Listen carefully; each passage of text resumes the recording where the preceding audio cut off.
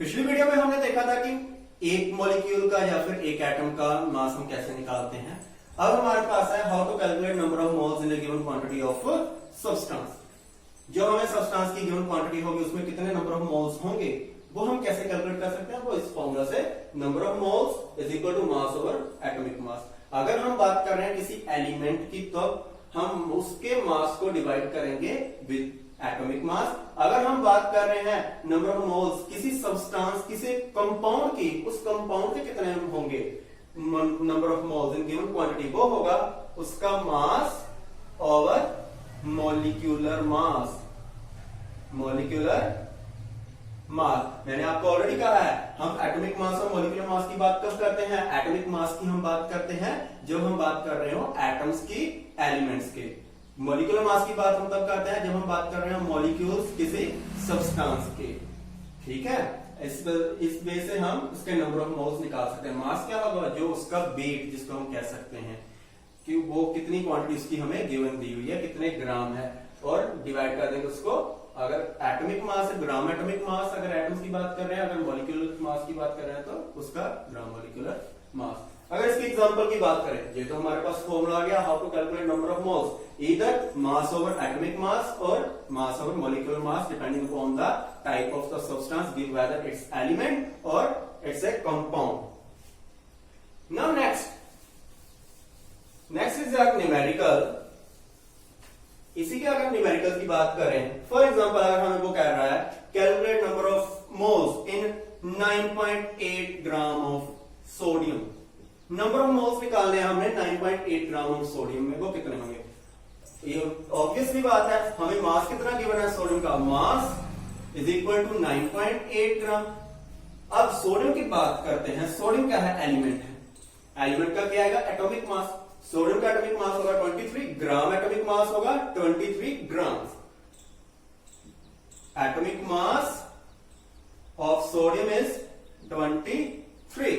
That means number of moles क्या हो जाएंगे, number of moles of sodium in 9.8 gram, it comes out to be mass over molecular mass over atomic mass 9.8 gram over 23। मैंने calculate नहीं किया, आगे आप calculate कर सकते हो with the help of calculator व मैनुअल। ये आ गया 9.8 ग्राम ऑफ सोडियम। अगर चेंज कर दे हम, सोडियम की बात नहीं करनी है, क्वांटिटी को चेंज कर देते हैं हम। अगर हम बात कर रहे हैं, मैंने निकालना है 100 ग्राम ऑफ आयरन, इसके कितने नंबर ऑफ मोल्स होंगे। 100 ग्राम ऑफ आयरन के कितने मोल्स होंगे, वो भी हम इजीली निकाल सकते हैं। कैसे,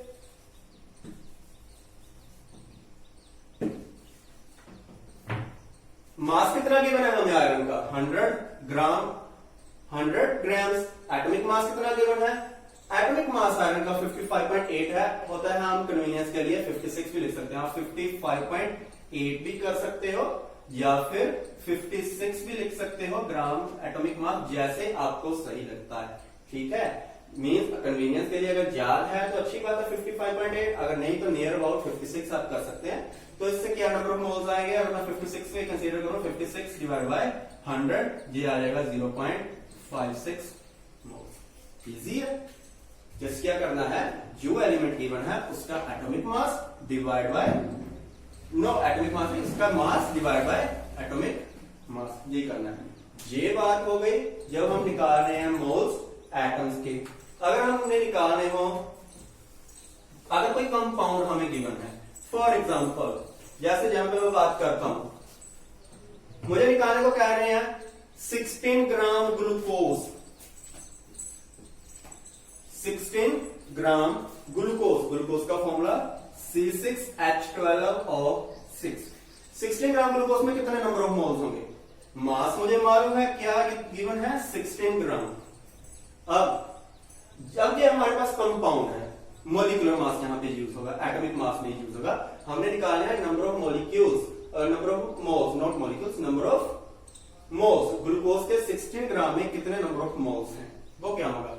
उसके लिए मुझे सबसे पहले इसका मॉलिक्यूलर मास निकालना पड़ेगा। मॉलिक्यूलर मास ऑफ ग्लूकोज वो निकालेंगे, जहां पे कितने कार्बन, 6। अगर वे से निकालूं बिल्कुल स्टेप बाय स्टेप, 6 कार्बन है, जहां पे 12 हाइड्रोजन है, 6 ऑक्सीजन है, इनके वेट को मैंने एटॉमिक वेट को अगर फिल करूं तो मेरे पास 180 आ जाएगा, इसका ग्राम मॉलिक्यूलर मास आ जाएगा 180 ग्राम।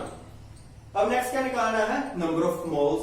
नंबर ऑफ मोल्स कितने आएंगे, number of moles of glucose, mass कितना गिवन है 16, इसका मॉलिक्यूलर मास हमने कितना निकाला अभी, ग्राम मॉलिक्यूलर मास 180।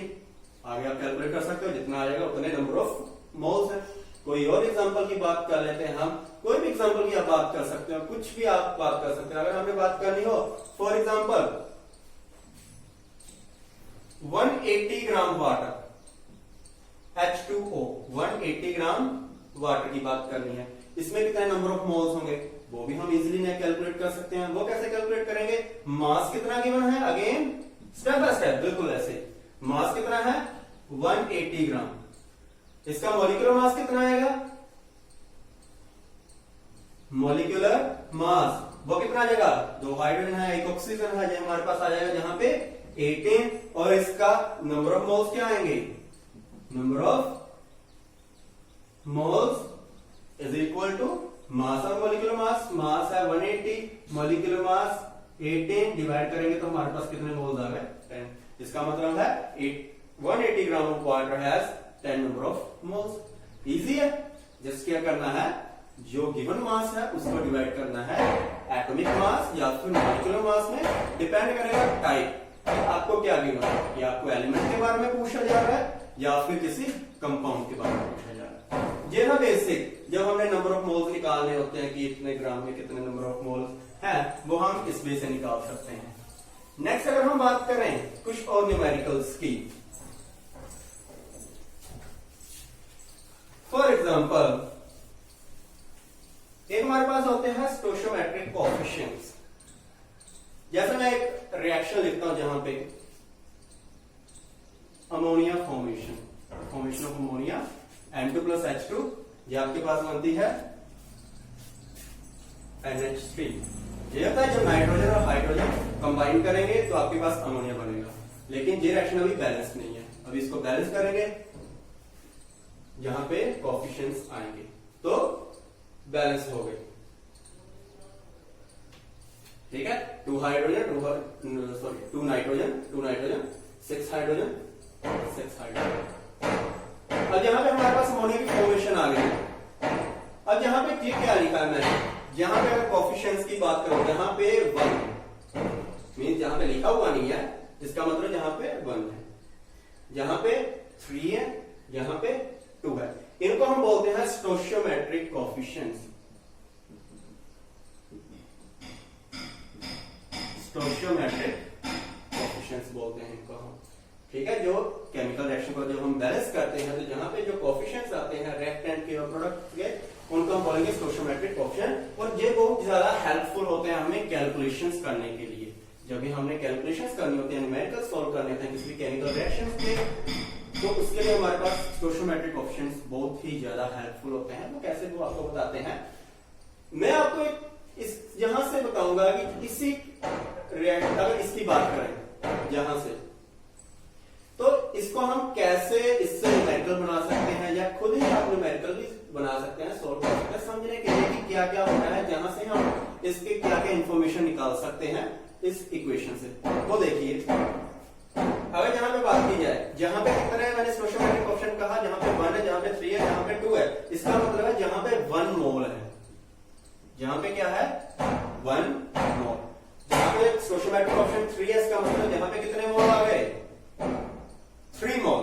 जहां पे स्टोइचियोमेट्रिक कोएफिशिएंट कितना है 2, जहां पे कितने मोल आ गए 2। इसका मतलब क्या है, स्टोइचियोमेट्रिक कोएफिशिएंट को हम ऐसे कह सकते हैं कि ये कितने कितने नंबर ऑफ मोल्स रिएक्ट कर रहे हैं depending upon that coefficient, stoichiometric coefficient.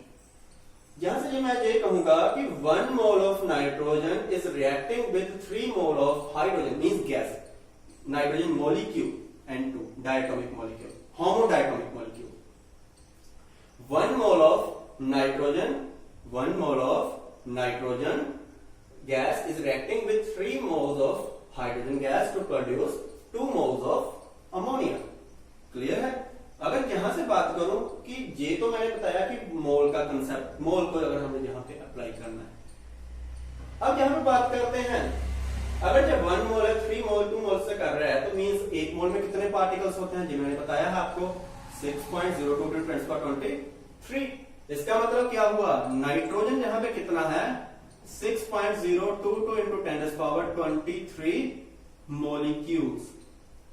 जहां पे क्या है, नाइट्रोजन के कितने मॉलिक्यूल्स हैं, जहां पे 6.022 × 10⁻23 मॉलिक्यूल्स हैं। क्यों, क्योंकि जहां पे 1 मोल नाइट्रोजन है।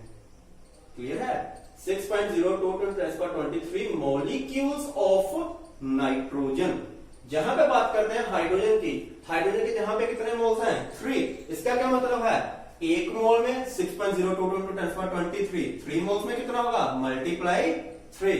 ये जहां पे आ जाएगा 3 multiply 6.02 × 10⁻23 molecules of hydrogen.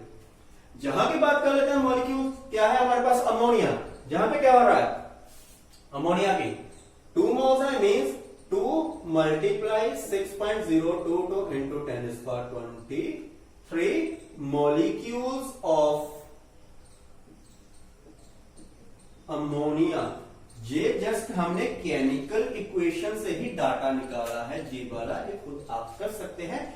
Logic है, लॉजिक क्या है, मोल कंसेप्ट का, कि मोल क्या है। जहां पे हमने सिर्फ एक बात याद रखनी है, 1 मोल मींस 6.02 × 10⁻23 पार्टिकल्स। वो कुछ भी हो सकता है, नाइट्रोजन के अगर मॉलिक्यूल्स हैं तो मॉलिक्यूल, अगर कोई हमारे पास एलिमेंट है तो उस एलिमेंट के एटम्स होंगे। जहां से देखा मैंने कि 6.02 × 10⁻23 मॉलिक्यूल्स हैं, जहां पे 3 multiply with Avogadro number then 2 multiply Avogadro number, जहां पे मॉलिक्यूल्स आ गए।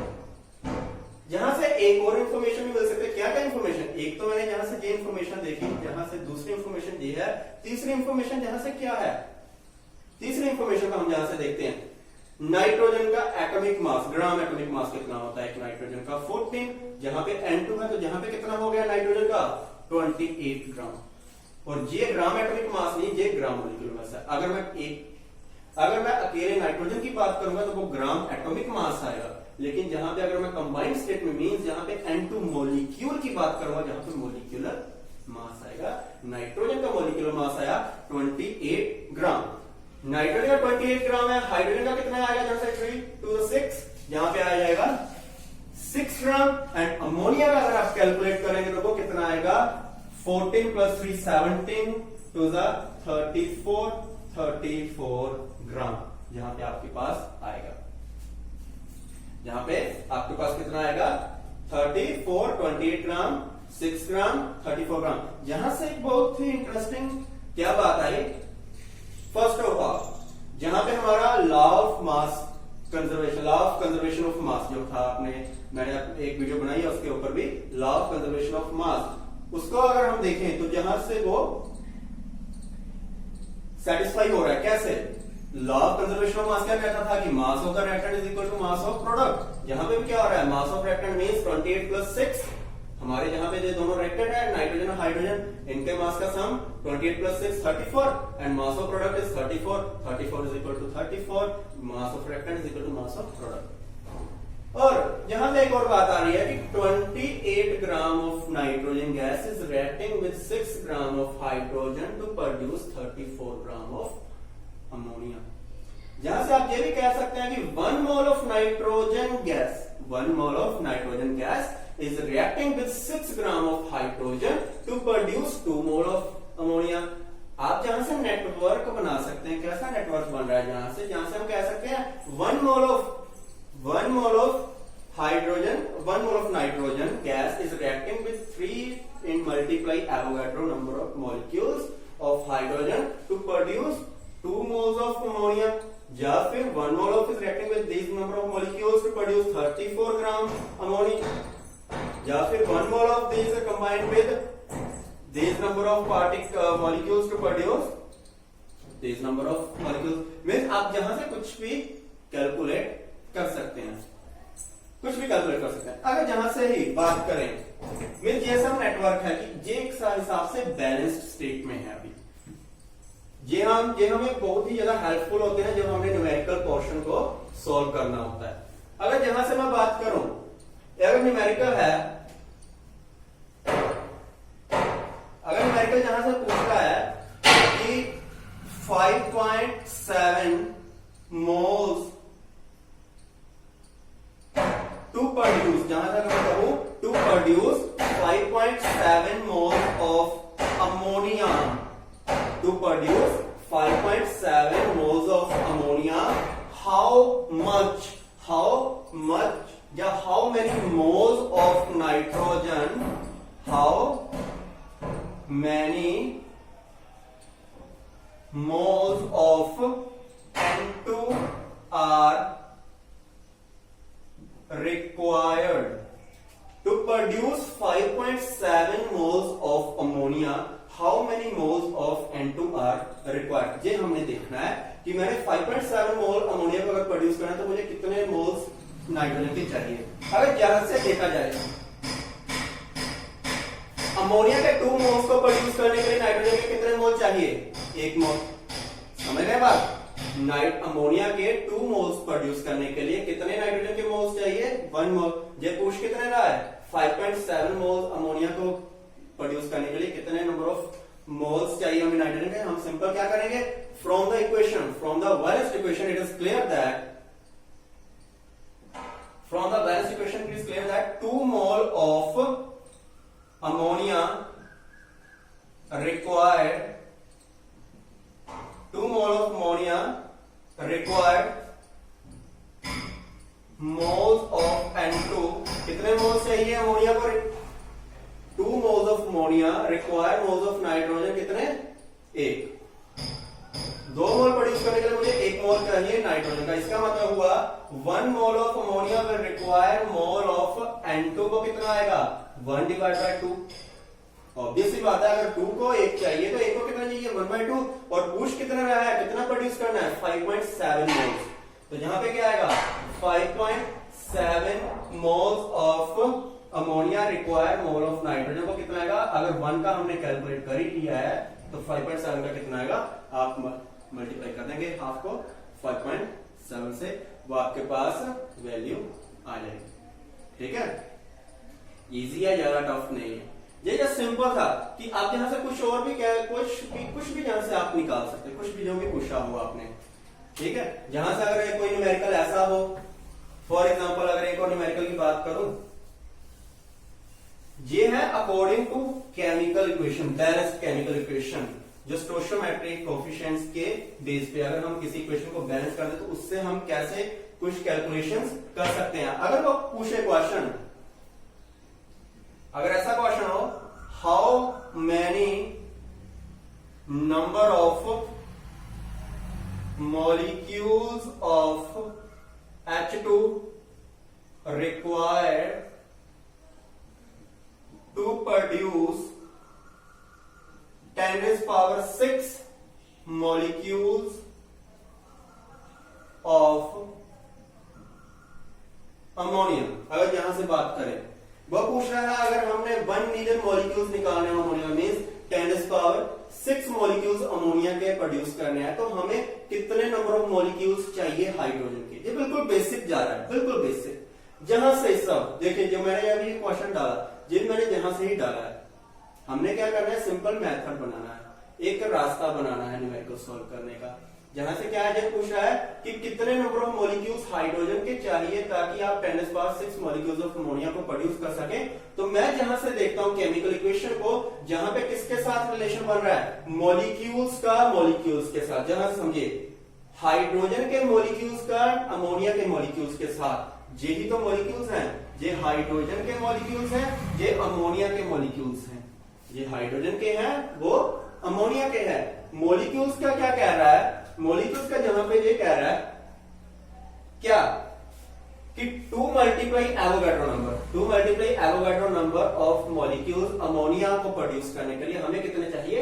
3 multiply Avogadro number molecules of hydrogen. यहां से क्लियर है? मैंने अगर इतने ammonia, from the balanced chemical equation, इतने अमोनिया के मॉलिक्यूल्स को प्रोड्यूस करने के लिए कितने हाइड्रोजन के मॉलिक्यूल्स चाहिए? इतने। क्लियर है? तो इसका क्या मतलब है, जहां से मैं लिखूंगा 2 multiply 6.02 into 10⁻23 molecules of ammonia required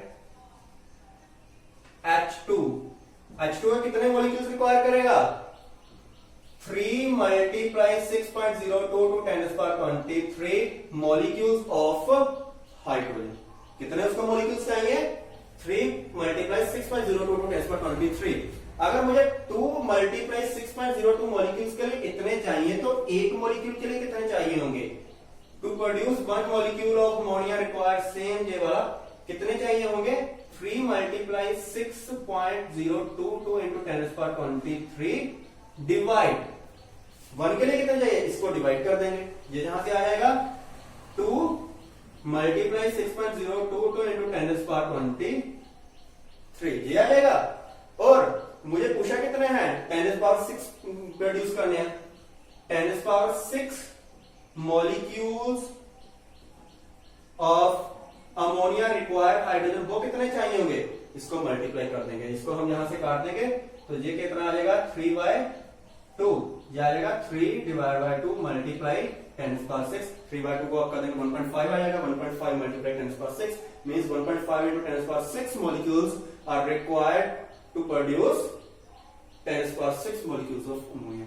बहुत ही सिंपल था जहां, बहुत ही सिंपल कंसेप्ट है जहां से, ठीक है। अगर किसी को कुछ भी डाउट हो तो मुझे नीचे कमेंट सेक्शन में कमेंट कर सकते हैं। जिन्होंने अभी तक चैनल मेरा सब्सक्राइब नहीं किया वो मेरा चैनल सब्सक्राइब कर सकते हैं। अगर हम बात करें, ये तो चलो अमोनिया की हमने बात की, कुछ और बात कर लेते हैं। कोई और एग्जांपल की बात करें, अगर कार्बन की बात करें, कार्बन को ऑक्सीजन में बर्न किया, हमारे पास अगर एक बर्निंग रिएक्शन है कार्बन की, सपोज C+O2, ये रिएक्शन को कंसीडर कर रहे हैं CO2, C+O2 CO2 reaction already balanced है। जहां से क्या पता चल रहा है? 1 mole of carbon 1 mole of oxygen gas producing 1 mole of carbon dioxide gas. 1 mole carbon के एटम्स का 1 मोल ऑक्सीजन गैस का प्रोड्यूस कर रहा है 1 mole carbon dioxide gas. Means 1 mole carbon का मतलब यहाँ पे क्या है? 6.02 into 10⁻23 एटम्स। यहां पे ध्यान रखना ये एटम्स हैं, ये एटम है। जहां पे आ जाइए, ऑक्सीजन की बात करें, ये क्या है? 6.02 into 10⁻23 मॉलिक्यूल्स। और इसकी बात करें, इसमें भी क्या है? Same 6.02 into 10⁻23 molecules. क्यों मॉलिक्यूल्स है? कंबाइंड कंपाउंड है, मॉलिक्यूल्स आएगा जहां पे, ठीक है। 1 मोल है इसलिए सिंपल एवोगैड्रो नंबर के इक्वल आ गया। और मास की बात करें इनके ग्राम, कार्बन का ग्राम एटॉमिक मास 12 ग्राम, ऑक्सीजन का ग्राम मोलिक्यूलर मास वो कितना आया? 32 ग्राम। और कार्बन डाइऑक्साइड का मोलिक्यूलर मास आप यहां से कैलकुलेट करेंगे वो कितना आपके पास आ जाएगा? 44 ग्राम आप कैलकुलेट कर सकते हैं। अगेन देखिए, जहां से आपका लॉ ऑफ कंजर्वेशन ऑफ मास भी प्रूव हो रहा है। 12 + 32 क्या आ गया आपके पास? यहां पे 44 आ गया, ठीक है। अब बात करते हैं क्या न्यूमेरिकल आ सकता है। अगर सपोज करें एक न्यूमेरिकल आता है, how much gram of carbon required to produce 70 gram CO2।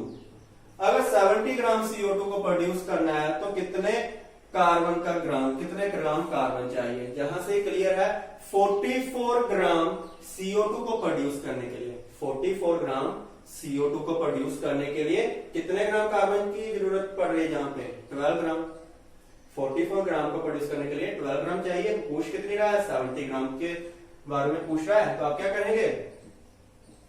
44 gram of CO2 required carbon 12 grams from the balanced chemical equation. From the balanced chemical equation, it is clear 44 gram of carbon dioxide require carbon 12 gram. It means 1 gram of carbon dioxide require carbon 12 by 44, and is asking how to calculate 70 gram. Then 70 gram of carbon dioxide require carbon is equal to 12 of 44 multiply 70। अगर आपने एक के लिए calculate कर लिया तो आप 70 के लिए भी कैलकुलेट कर सकते हैं कि 70 ग्राम CO2 प्रोड्यूस करने के लिए कितने कार्बन की जरूरत है।